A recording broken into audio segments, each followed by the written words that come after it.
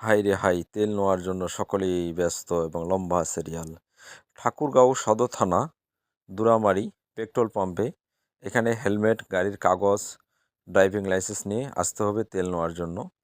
ঠাকুরগাঁও দুরামারিতে লম্বা সিরিয়াল, মানুষ গাড়িতে তেল নেওয়ার জন্য। সবাই কিন্তু কাজের মানুষ, কেউ অকাজের নয়।